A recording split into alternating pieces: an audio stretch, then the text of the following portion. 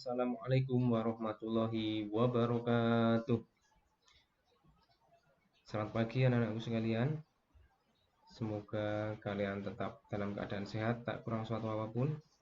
Alhamdulillah, pada kesempatan kali ini pelajaran Al-Islam kita sudah sampai bab ke-9. Ini bab tentang ibadah dengan tema sholat fardu berjamaah. Silahkan dibuka buku paketnya, halaman 127 sudah. Kalau sudah, kita awali dulu pelajaran pada kesempatan kali ini dengan membaca basmalah bersama-sama. Bismillahirrahmanirrahim. Baik, sudah dibuka 127. Nah, di situ ada dalil pokok. Mari kita baca bersama-sama. Bismillahirrahmanirrahim. Wasta'inu bis-sabri was-shalah. Lagi ya. Wasta'inu bis-sabri was-shalah. Jadikanlah sabar dan sholat sebagai penolongmu. Lagi artinya, jadikanlah sabar dan sholat sebagai penolongmu. Jadi, apabila kita ingin pertolongan Allah datang, maka seharusnya kita harus menjaga diri kita tetap bersabar, harus menjaga diri kita tetap menjalankan sholat 5 waktu. Dengan harapan, dengan selama kita bersabar dan kita sholat 5 waktu, kita akan ditolong oleh Allah Subhanahu wa Ta'ala. Baik, lanjut. Amati gambar di bawah ini.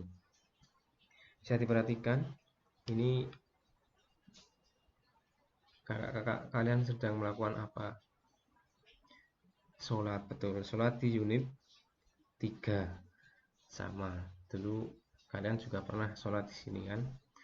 Kegiatan apa yang mereka lakukan? Sholat. Iya, betul. Sholat. Sholat apa? Kurang lengkap. Sholat fardu, sholat sendiri, sholat berjamaah, sholat berjamaah. Sholat berjamaah. Lihat tanda panah. Disebut.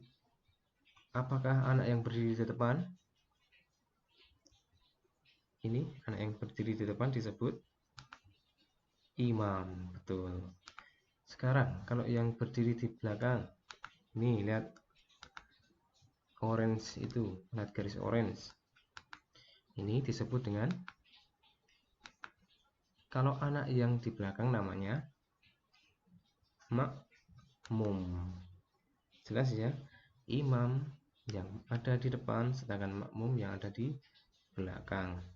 Terus diperhatikan semuanya ini mereka menghadap ke arah mana? Coba. Mana? Kiblat. Ya. Kiblatnya umat Islam ada di Mekah sana, di bangunan Ka'bah. Maka ini mereka menghadap kiblat, sholatnya menghadap kiblat. Lanjut. Sambil dibalik halaman 128 di buku paket. Sekarang pengertian sholat 129 dibagi menjadi 2 ya. Sholat secara bahasa dan secara istilah. Dari segi bahasa, sholat artinya berdoa atau doa. Dari segi istilah, sholat adalah ibadah yang dimulai dengan takbir atau ihram ini ya, dan diakhiri dengan salam ke kanan dan ke kiri. Jadi untuk lebih memudahkan, pengertian sholat secara bahasa itu yang lebih pendek ya. Pengertian sholat secara bahasa lebih pendek, sedangkan pengertian sholat secara istilah itu lebih panjang. Bisa dipahami ya. Oke, lanjut. Sholat dibagi menjadi 2. Oke, sholat. fardu dan sholat sunnah. Pertama, sholat fardu, sholat yang wajib dikerjakan oleh seorang muslim laki-laki, baik laki-laki maupun perempuan. Sholat sunnah, sholat yang apabila dikerjakan mendapat pahala dan apabila tidak dikerjakan tidak mendapat apa-apa. Sholat sunnah. Sholat fardu ada 5: subuh, zuhur, asar, maghrib, isya. Sholat isya termasuk sholat fardu. Sedangkan sholat sunnah, contohnya sholat duha, sholat tahiyatul masjid, sholat witir, sholat malam, sholat tahajud, itu contoh sholat sunnah. Lanjut. Sholat fardu adalah sholat yang wajib dikerjakan 5 kali dalam sehari semalam. Sekarang kita sebutkan jumlah rakaatnya. Yang pertama, ini ada sholat subuh, rakaatnya ada 2 rakaat. Habis subuh, siang hari kita melaksanakan sholat zuhur. Sholat zuhur berapa jumlah rakaatnya? Iya, 4. Setelah zuhur kita mengerjakan sholat asar. Sholat asar berapa rakaat? 4 rakaat. Yang keempat, sholat maghrib. Berapa jumlah rakaatnya? 3 rakaat. Yang kelima, sholat isya. Jumlah rakaatnya ada 4. Sekarang kita jumlah kelima sholat ini, total jumlahnya ada berapa rakaat? Coba yuk dihitung. 4 tambah 2, 6. 6 tambah 4 berapa? 10. 10 tambah 3, 13. 13 tambah 4, 17. Jadi kalau kita total jumlah sholat sehari semalam ada 17 rakaat. Banyak sekali. Jadi jumlahnya ada berapa? 17. Lalu gimana Pak Zul untuk apabila nggak pernah sholatnya bolong-bolong? Ya jelas kita mendapat dosa. Bagi siapa yang meninggalkan sholat, berdosa. Mau mendapat pahala atau mendapat dosa, tinggal pilihan kamu. Kamu pilih surga apa neraka, tinggal pilihan kamu. Lanjut. Sekarang kita bedakan sholat jahar dan sholat sir. Apa? Sholat jahar, yang merah ini bacanya jahar, sedangkan yang biru bacanya sir. Kita bahas sholat jahar dulu. Sholat jahar adalah sholat yang bacaannya dibaca keras atau nyaring. Contohnya ada di sholat apa? Pertama sholat subuh, kedua sholat maghrib, ketiga sholat isya, yang imamnya melantunkan bacaannya ketika berdiri bersedekap. Itu adalah sholat jahar, subuh, maghrib, isya. Kemudian sholat sir. Sholat sir adalah sholat yang bacaannya dibaca pelan atau lirih. Jadi imamnya ketika sholat berjamaah tidak membaca secara jahar atau dibaca lirih atau sampai nggak kedengaran. Itu contohnya sholat yang biasa kalian sholat di sekolah, itu sholat zuhur sama sholat asar. Itu contoh sholat yang bacaannya dibaca pelan atau lirih atau nggak kedengaran teman sebelahnya. Lanjut. Pengertian sholat berjamaah.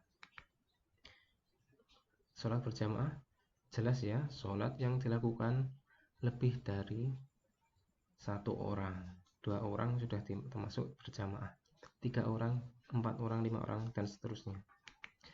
Sholat berjamaah adalah sholat yang dilakukan secara bersama-sama, ada imam dan ada makmum.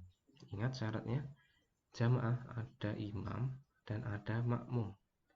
Jadi minimal ada 2. Sholat berjamaah lebih utama daripada sholat sendiri atau munfarid. Lanjut, ketentuan sholat berjamaah sekarang. Syaratnya, ketentuannya sholat berjamaah. Yang pertama, sholat berjamaah minimal dilakukan oleh 2 orang. Minimal 2 orang. Kurang nggak boleh, lebih boleh, semakin bagus. 1 orang jadi imam dan yang 1 jadi makmum. 1 imam di depan tadi, makmumnya di belakang. Imam adalah orang yang memimpin dalam sholat berjamaah. Imam yang memimpin jalannya sholat berjamaah. Sedangkan makmum adalah orang yang mengikuti imam dalam sholat berjamaah. Lanjut, dibalik halaman 130. Tata cara sholat berjamaah. Perhatikan.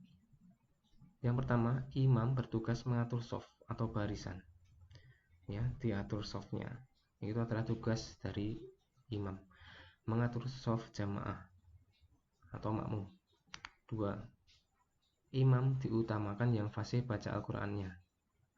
Ya, yang fasih bacaan Al-Qur'annya. Jadi ini kesempatan bagi kalian yang belum bisa Al-Qur'an, mari kita kejar Al-Qur'an. Kita harus bisa membaca Al-Qur'an agar kelak kita bisa menjadi imam. Lanjut. 3. Yang ketiga, imam harus lebih pandai dalam ilmu agama. Jadi imamnya harus yang lebih pandai dari yang lain tentang agama. Yang keempat, sekarang makmumnya. Makmum harus taat pada perintah imam. Ya. Ketika imam sujud, makmum ikut sujud, tidak boleh mendahului, tidak boleh terlalu lambat, harus mengikuti terus gerakan imam. Kemudian selanjutnya, keutamaan sholat berjamaah.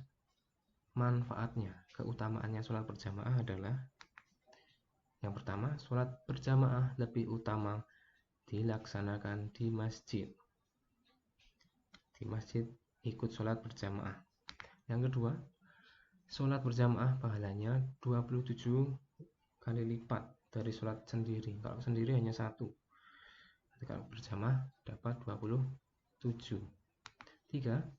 Sholat berjamaah dapat mempererat tali silaturahmi. Jadi mempererat pertemanan kalian dengan teman yang satu dengan yang lain. Sering ke masjid berjamaah, maka temannya semakin banyak. Keempat, menunjukkan syiar Islam.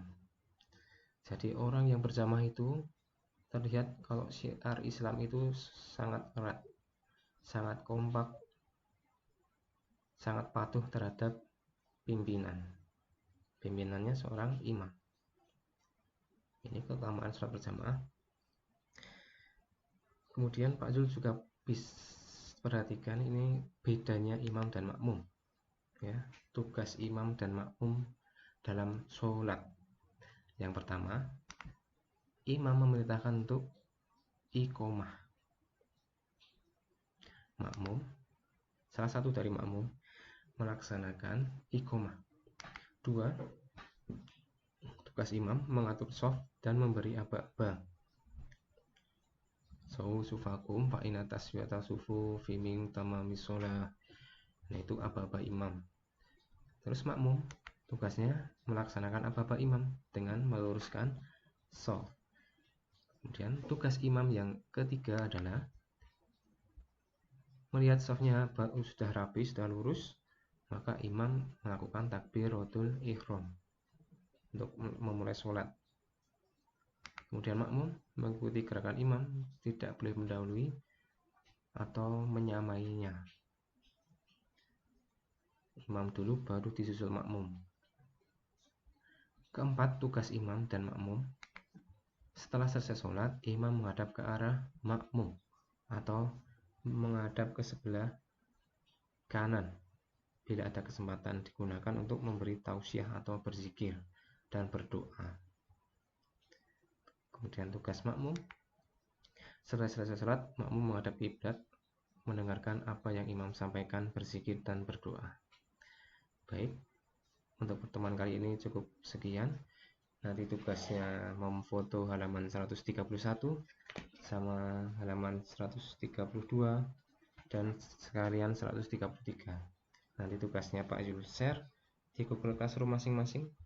Mari kita akhiri pelajaran pada kesempatan hari ini dengan membaca basmalah bersama-sama. Membaca hamdalah bersama-sama. Alhamdulillahirabbil alamin. Assalamualaikum warahmatullahi wabarakatuh.